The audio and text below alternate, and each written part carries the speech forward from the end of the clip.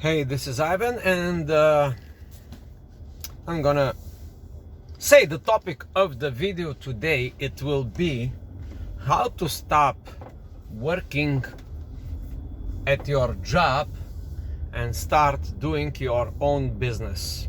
How to eliminate the drudgery of 9 to 5.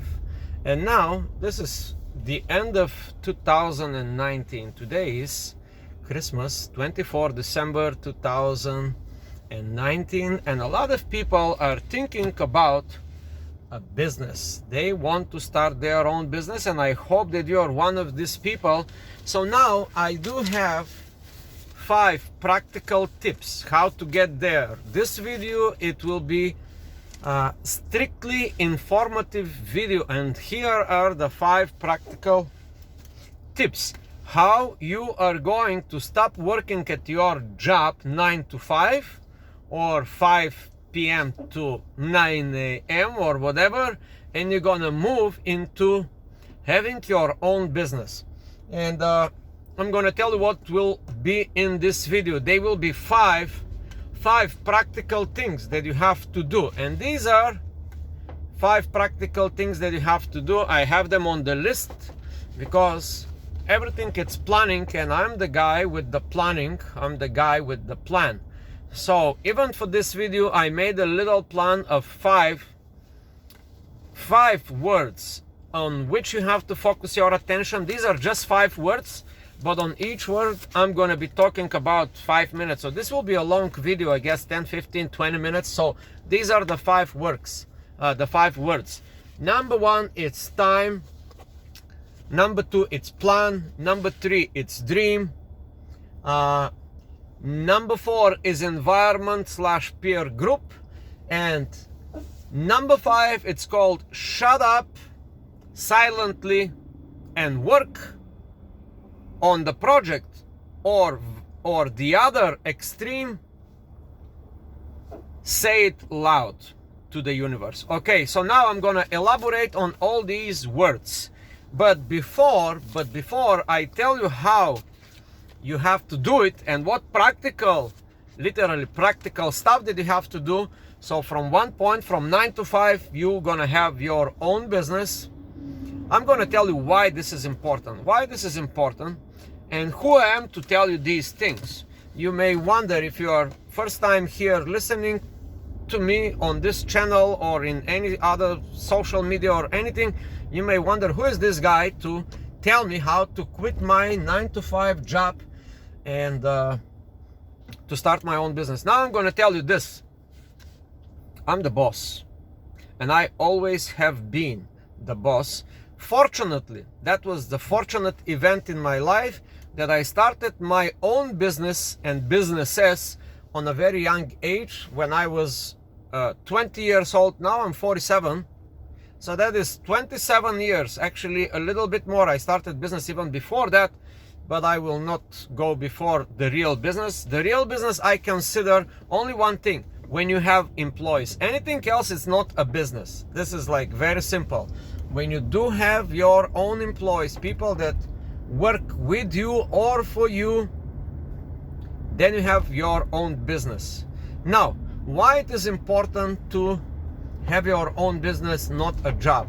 For many reasons. Reason number 1 is very standard. If you are into entrepreneurship, and if you are listening to these super cool guys that are talking about entrepreneurship, motivation, all this stuff, you know that these guys, they do have their own business. They either work for themselves, like solo entrepreneur, or they have companies, teams of people that are helping them succeeding with their dreams.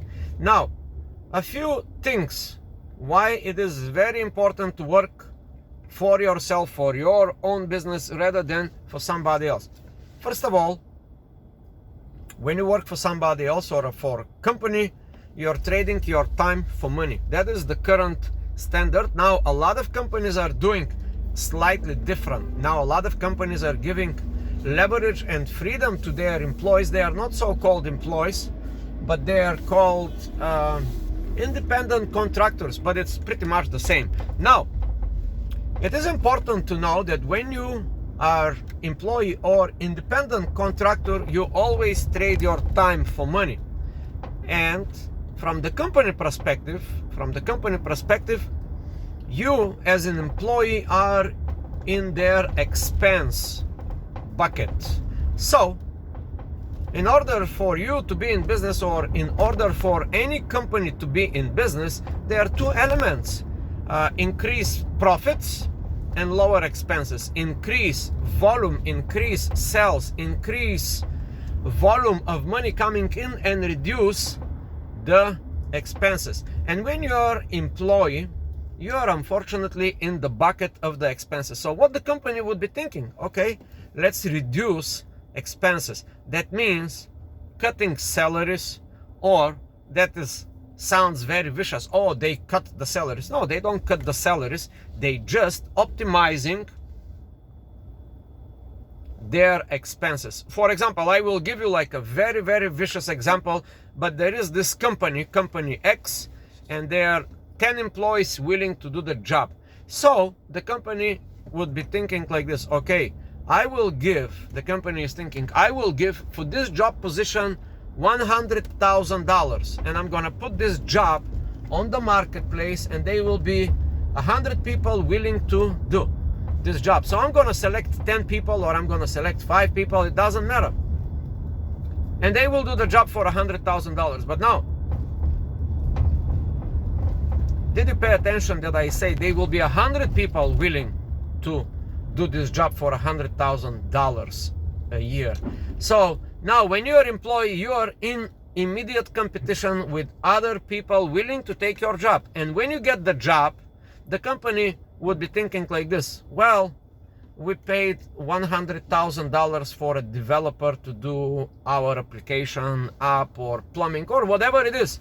But then the company after 1 year would say, hey, we paid $2 million in salaries collectively, and we only made $3 million in revenue, and there's like $1 million left profit, but that is not good profit. So what can we do?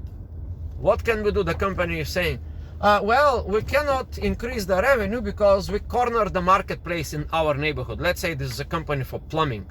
Okay, we got everything possible, which of course, it's not true, but this is how the company is thinking, because most of the business owners are small thinkers. They say, oh, I cannot expand more in other states, for example, or in other countries. So they are local companies. But they can also think, hey, wait a minute, 1 million profit, which is okay. But why this profit is only 1 million? Well, because we paid $2 million in salaries. How about we reduce the salaries? Or we do not increase the salaries for the next 1, 2, or X amount of years. And if you're employed for that kind of company, you're gonna work a couple of years on $100,000 salary, for example, and everything in the supermarket will be a little bit more expensive, and the rent will be a little bit more expensive, and Con Edison will increase a little bit the electricity.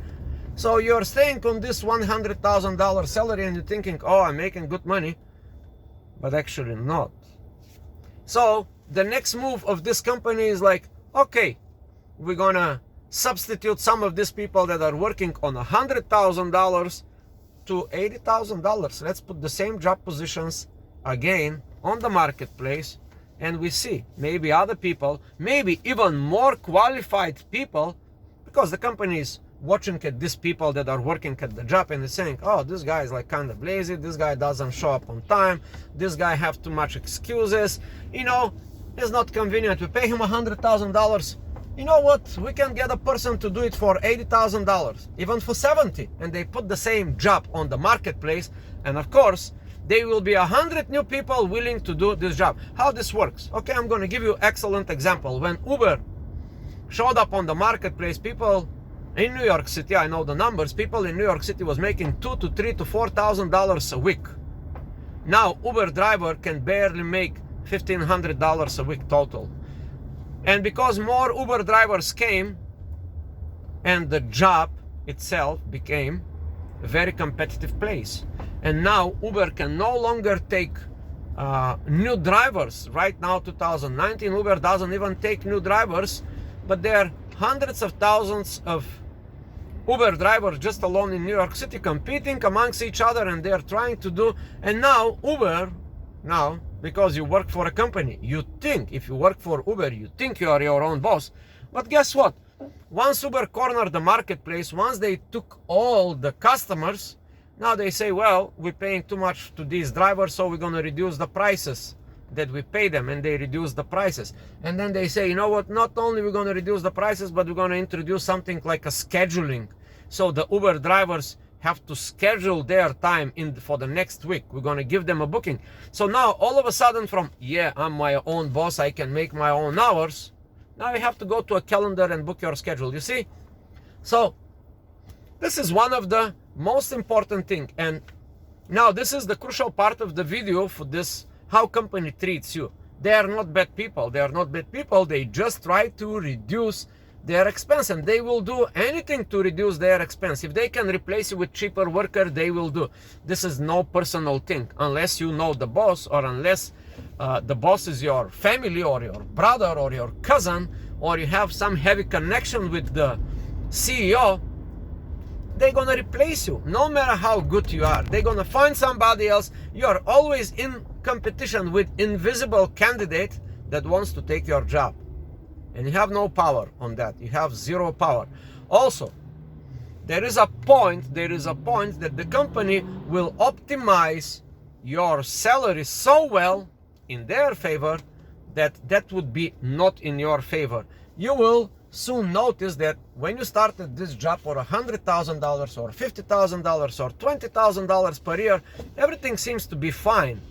But with 1 or 2 years, you see, wow, I'm just working for the rent, I'm just working for Con Edison, I'm just working for the bills, I'm working for the payment of my kids' school, and you see you are 5 years in the future and no results.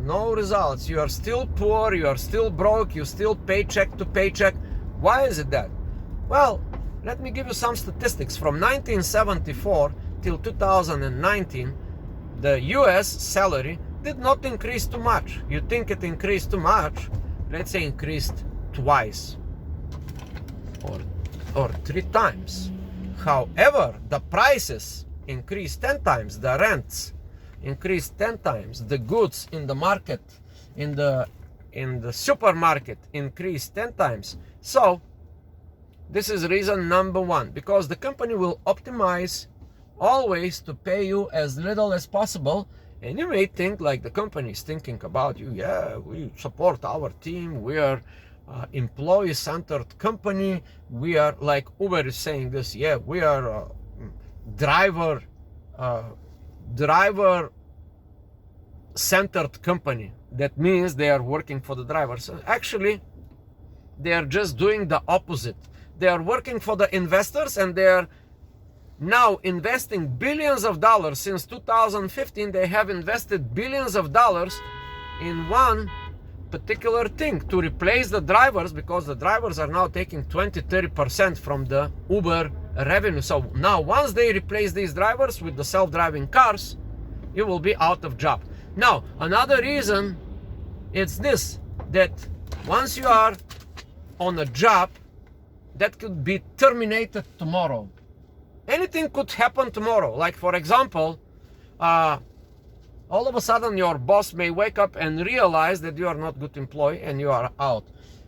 2, your boss may wake up one morning and he can see the check and balances of his company and say, hey, we have bankrupted company. And he can announce in front of the employees, hey guys, I'm sorry, you know, we are broke. We gotta cut costs. We gotta close the company. We are going out of business. And now you was hoping for like a couple of years that your company is going to do well, but hey, it was a management mistake, it was a CEO mistake, and many companies, they open and they close very quickly. Like, for example, there are so many startups now taking millions and millions of dollars from investors, and all of a sudden they are closing. They're closing because they have been working for 1 or 2 years, and either the project didn't turn out to be a good project, so the investors say, well, this doesn't work. but they was 10 employees in the company, you know, staff. They was getting paid salaries. They was hoping that this startup somehow will work, and they gave anything of their intellectual power. They gave everything from their energy and support, but all of a sudden, you know, the company declared bankruptcy. Boom, you're out.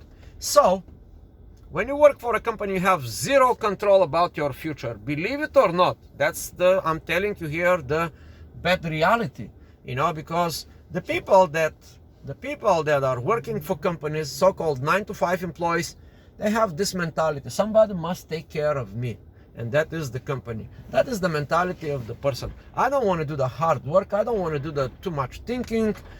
You know, I just go and do my job. I try to do my best, and therefore, since I try to do my best, everything will be very good. So that's another reason, because you have no control of your future. In other words, your future is in the hands of your company. And when you go to work for a company, you better choose wisely. You better work for some, contrary to the counterintuitive. You may think, okay, I'm going to go work for a small company, but that's not a good idea, because small companies go out of business very, very quickly. You might as well go for Google or Amazon or some gigantic company that is difficult to fail. These are so-called company too big to fail, right? There is even a movie about that, about the Federal Reserve and stuff. So it's too big to fail, yeah, because if they fail, the whole economy will collapse. Let's say if tomorrow iPhone, Macintosh, like iCompany, Google, Amazon, and bunch of like the 500 SP 500 companies, if they all of a sudden fail, guess what's going to happen? The whole US economy will disappear. So they cannot do that. They cannot do that. They cannot allow themselves to fail. So it's good to work for that kind of company. Anyway, so let's go further to say, now it is 17 minutes video, and I'm gonna make a second part of this video about the 5 things that you have to do. So I hope you learn that it's very, very inconvenient and bad to work for a company. That sounds like very brutal, but that's what the reality is. First, the company always optimizes to pay you as little as possible because you are in their expense bucket. 2, you have zero control over your future because the company may fail, you may fail at your job, or somebody may come and replace you. You are constantly in a fight for your job position. Have you ever noticed that sometimes the body of management will come, well, we are thinking to get new people in the company. Now, anytime they say this idea, anytime they introduce this new idea, that they are having this notion that they want to have new people in the company, that is also a suggestion to you that you are not doing your job the way they want you to do the job. In other words, this is a danger. This is a warning to you that you may be out the door. So these are the why it is bad to work for a company. No control, no future, and no money. And you turn yourself into, I would say the bad word, you turn yourself into a willing slave to work paycheck to paycheck, to continue paying increasing bills of living. You know, the cost of living, it's expensive, especially in a big city like New York, like LA, like in any big city, even in Dubai, even in India, in a big city, even in China, the poor China, wow, the poor China. It is so expensive to live in a big city of China. Anyway, so there you have it, 20 minutes talking. It is a bad idea not to work for yourself or in your own business. And in the next part of the video, I'm going to tell you 5 practical tips how you're going to get there. It's going to be probably 20 minutes or maybe half an hour video, but it is important. So enjoy the show and subscribe to the channel.